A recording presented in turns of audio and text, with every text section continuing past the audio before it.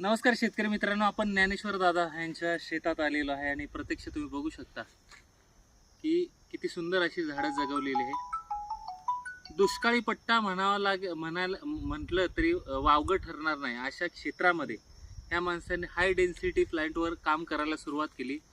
आणि प्लांटवर काम करायला सुरुवात करत असताना पहिल्यांदा झाडं लावली 1,500 आणि त्याच्यातली 1,000 झाडं डुकरांनी खराब करून टाकली. म्हणजे त्याच्यातली झाडं उरली नाही आणि तरी माणसाने हार मानली नाही आणि हार न मानता परत बाग उभी केली आंब्याची. आज आपण जालन्यामध्ये आहे आणि खूप चांगलं स्वागत केलेलं अतुल दादा असतील, ज्ञानेश्वर दादा असतील, आम्ही सगळेजण एक टीम म्हणून काम करत आहे आपल्या ग्रुपला.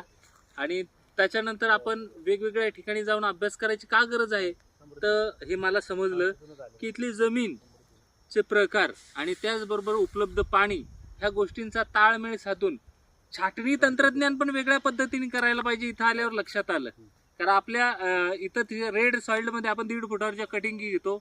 तर आता इथं आल्यावर ज्ञानेश्वर दादांनी पण मला एक वेगळी गोष्ट दाखवली की ह्या जमिनीमध्ये ब्लॅक सॉइल्ड आहे, थोडी सँडी सॉइल आहे. तर अशा जमिनीमध्ये हीट जास्त असल्यामुळं खालून तापमान वाढल्यामुळं जर आपण 1.5 फुटावर जर कटिंग केली इथे जालन्यामध्ये तर थोडासा झाड वाढायला प्रॉब्लेम येतो. पण तेच जर समजा 2 ते 2.5 फुटावर जर कटिंग केली तर ते झाड चांगलं वाढतंय, असं त्यांचा प्रॅक्टिकल अनुभव आहे. तर अशाच पद्धतीने वेगळ्या ठिकाणी जाऊन मला का शिकावं लागतंय, काच भेटी द्याव्या लागतात. बरेच लोक म्हणतात तुम्ही एका ठिकाणी प्रशिक्षण घेतात. मी एका ठिकाणी प्रशिक्षण घेत नाही, मी अशा ठिकाणी जाऊन बघतो, विविध ठिकाणी अभ्यास करतो आणि अभ्यास केल्यानंतरच त्या बागा सेट कशा करायचं हे आम्ही ठरवतो. आता इथं एक गोष्ट अजून लक्षात आली, पाण्याचं दुर्भिक्ष असताना मातीमध्ये किंवा पाण्यामध्ये क्षारांचं प्रमाण आहे ते पानांवर जाणवतंय.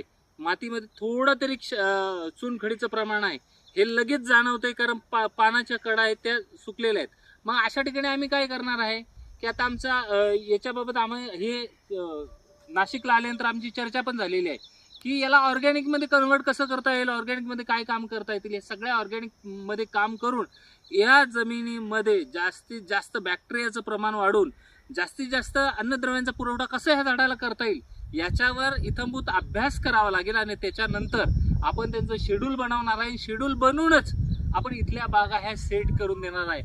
खरं तर मी तुम्हाला सलाम करतो दादा की एवढ्या दुष्काळी भागात छोटंसं एक शेततळं घेतलंय, पाणी नाही, दुसरा सोर्स नाही, हे एवढ्याशा शेततळ्यावरच त्यांनी हे डेव्हलप केलंय.